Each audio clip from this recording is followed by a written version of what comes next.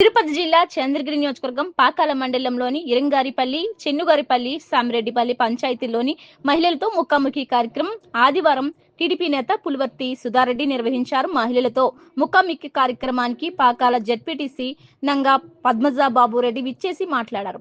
కార్యక్రమంలో టీడీపీ చంద్రగిరి నియోజకవర్గ మహిళా అధ్యక్షురాలు కృష్ణమనేని సావిత్రి, ఎంపీటీసీ రాజ్యలక్ష్మి పాల్గొన్నారు. మహిళలతో ముఖాముఖి కార్యక్రమానికి విచ్చేసిన టీడీపీ మహిళా నేత పులివర్తి సుధారెడ్డికి మహిళలు మంగళ హారతులు పట్టి ఘన స్వాగతం మహిళలు పలికారు. చంద్రగిరి ఎమ్మెల్యే పులివర్తి నాని సతీమణి పులివర్తి సుధారెడ్డి మాట్లాడుతూ ఎన్నికల సమయంలో ఇచ్చిన హామీలను నెరవేరుస్తూ పంచాయతీలలో ఉన్న ఇతర సమస్యలను తెలుసుకున్నారు. మహిళల పొదుపు సంఘాలతో వారు ఏ విధంగా ఆర్థికంగా ఎదగవచ్చునో తెలియజేస్తూ మండలంలోని పంచాయతీలలో మహిళలతో ముఖాముఖి కార్యక్రమం నిర్వహించారు. ఈ కార్యక్రమంలో కూటమి ప్రభుత్వం నాయకులు, కార్యకర్తలు, మహిళలు తదితరులు పాల్గొన్నారు.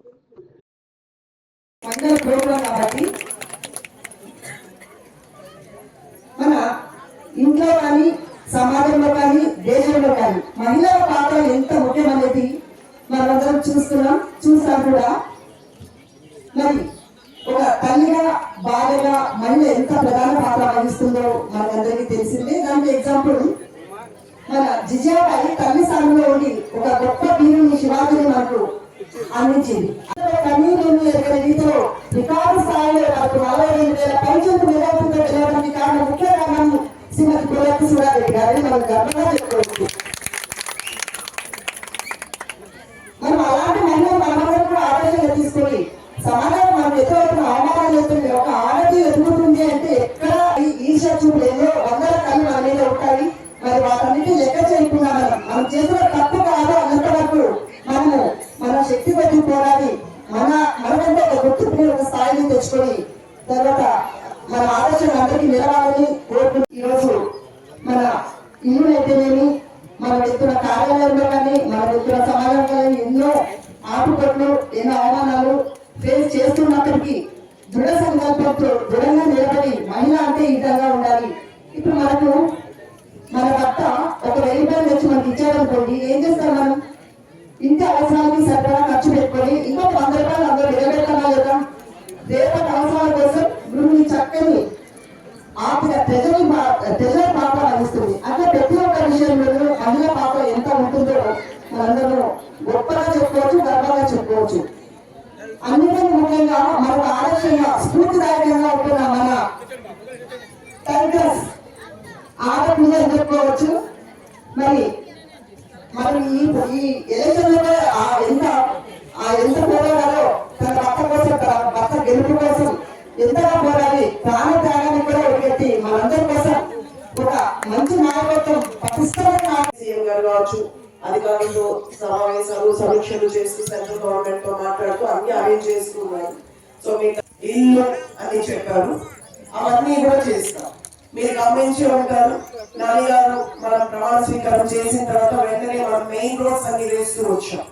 ప్రతిరోజు మన పిల్లలు బైకులు, ఆటోలు అంటే చాలా 10,000 మేము చెయ్యం అంటున్నారు.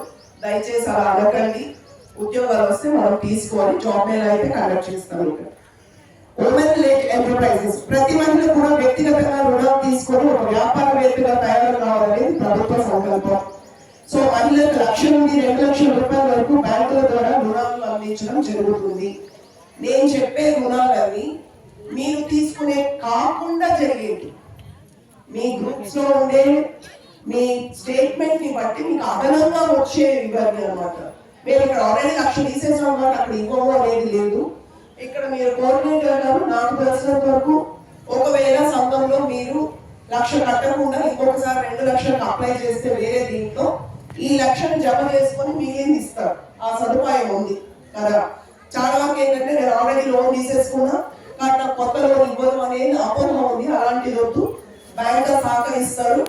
మనం 5,00,000 లోన్ అప్లై చేసి దీన్ని క్లోజ్ చేసేస్తాం. 2,00,000 ఆల్రెడీ మనం లోన్ ఉంటే ఈ 2,00,000 బ్యాంక్ కూడా దీన్ని ఆ డబ్బుతో క్లోజ్ చేసి 5లో 2 ఇక్కడ కట్టారు, 3 మనకు ఇస్తారు.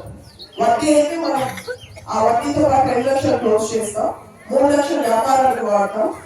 మనం 5,00,000కి తక్కువ వడ్డీతో మన కంతుల వాడిగా కట్టుకుంటూ వెళ్ళొచ్చు. ఇది కూడా మీరు తెలుసుకోవాల్సి ఉంటుంది. 50,000 తీసినా కాబట్టి ఇంకా 30 సంవత్సరాల వరకు కట్టాలి కాబట్టి మాకు ఇంక ఈ అపోహ వద్దు. సరేనా? అత్యధిక మెజారిటీతో గెలిపించినందుకు మనస్ఫూర్తిగా ఇక్కడ ఉన్న ప్రతి ఒక్కరికి, ఓటర్స్ కావచ్చు, మన నాయకులు కావచ్చు, యువకులు ఉత్సాహంగా పార్టిసిపేట్ చేసి పోరాడి ఇంత మెజారిటీతో గెలిపించిన ప్రతి ఒక్కరికి మనస్ఫూర్తిగా నా కృతజ్ఞతలు తెలియజేస్తున్నాను. సో మీ నమ్మకాన్ని మేము వమ్ము చేయలేదు. దానికి ఉదాహరణ కూడా ఆల్రెడీ మనం ఇక్కడ మొట్టమొదటిగా నీళ్ళ సమస్య ఎక్కువ ఉంది పక్కన. సో దాన్ని స్టార్ట్ చేసాం. ఇంకా చేయాల్సిన చాలా ఉన్నాయి. నీళ్లు మీరు తరాలుగా వాటర్ సమస్య ఉండేది పక్కన. సో ట్యాప్స్ అన్ని కూడా అండర్ గ్రౌండ్ లో ఉంటే పైకి పైప్స్ వేసారు, ప్రతి ఇంటికి ట్యాప్ కనెక్షన్స్ వచ్చాయి. అది ఇంతనే మేము చేసింది. ఇంకా చాలా ఉంది. అన్ని కూడా పూర్తి చేస్తామని ఈ సభాముఖంగా నాని గారి తరఫున నేను భావిస్తున్నాను. మీ అందరికీ అనేది మీరు చూసుకొని మీరు ముందుకు వస్తే దాన్ని ముందుకు తీసుకెళ్ళడానికి మనం సహకరిస్తాం. ఓకే. తర్వాత PMJJDY దీని మాత్రం 802 మంది తీసుకున్నారు. మా పైన నమ్మకం ఉంది అని నేను అనుకుంటున్నా. అది సో ఇకపోతే మన మహిళలు గర్వంగా, స్వేచ్ఛగా, ఆర్థికంగా, ధైర్యంగా నిలబడే బాసట మన డ్వాక్రా సంఘాలు.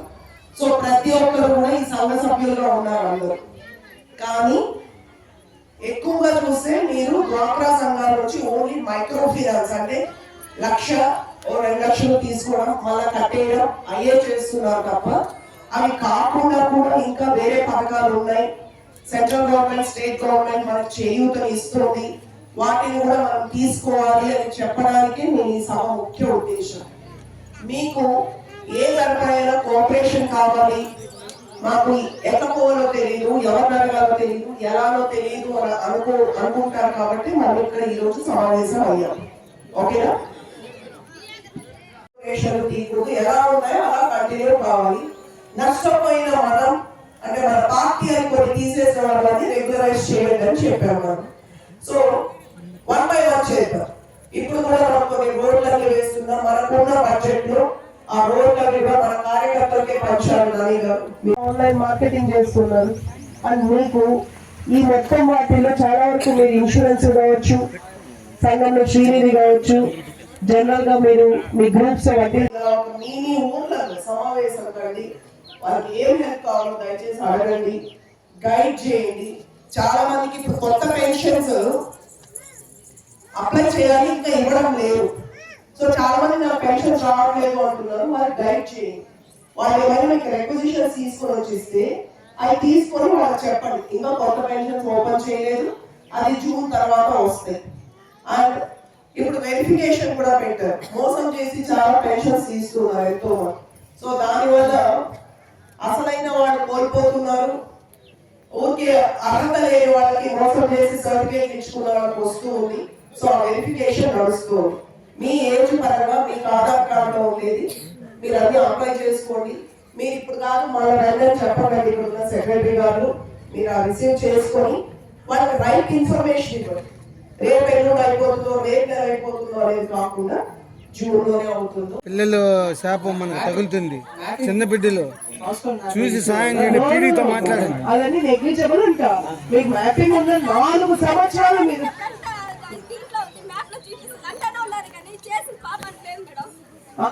ఈ విషయంలో పూర్తిగా వీళ్ళని తప్పు చేయలేదు. మన ప్రభుత్వం నుంచి అంటే ఈ ఏప్రిల్, మే, జూన్ లో కొత్త వస్తాయి. అప్పుడు గ్యారంటీగా వచ్చేటట్టు నేను చూసుకుంటాను. కానీ 4 సంవత్సరాలు ఆడబిడ్డను కష్టపెట్టే తప్పు లేదమ్మా. నేనేం చెప్తున్నా, డెత్ సర్టిఫికేట్ ఇయ్యలేదన్నారు, 1 year తర్వాత ఇచ్చిందామా, మరి ఆమె తప్పెట్ అవుతుంది. మీరు బెదిరించడానికి పిల్లల్ని అపాయింట్ చేశారు. ఆ వ్యవస్థలో ఉండిపోయి మనం బయటికి రాలేదు. ఇప్పుడు కూడా మన మైండ్ అట్లా అంతలోనే ఉండిపోతాం. అలా కాకుండా ముందుకెళ్ళాలి. ఎవరో మీ పిల్లల్ని ఎంకరేజ్ చేయండి. సార్, ONDC అనే ఒక ప్లాట్ఫామ్ ఉంది. మీకు ఎవరికైనా ఇక్కడ ఇంట్లో ఏమైనా ఉత్పత్తులు చేయాలి, వాటిని ఆన్లైన్ లో పెట్టాలి, అమ్మాలి, ఇంట్లో కూర్చునే బిజినెస్ చేయాలి అనే ఆలోచనలు ఉన్నాయా? కాదు, మీరు ఇన్స్టాగ్రామ్ లో, యూట్యూబ్ లో అందరు చూస్తూ ఉంటారు. ఎంతమంది పల్లెల్లో ఉండే లేడీస్, ఇంట్లో ఉన్న లేడీస్, అమ్మ కూతురు కావచ్చు, అత్త కోడలు కావచ్చు, కలిసి ఎన్ని ఊరగాయలు పళ్ళు చేసి మార్కెటింగ్ చేస్తా ఉన్నారు. అసలు అలాంటివి మీరు ఎందుకు చేయకూడదు? ఒక 10 మంది 5 మంది ఎన్ని ఊరగాయలు అమ్ముకునేది, పచ్చళ్ళు అమ్ముకునేది, కొళ్ళ కాదది. ఏ పని చేసినా దొంగతనం చేయకుండా, మోసం చేయకుండా ఉంటే ఏ పనైనా గౌరవమే అది.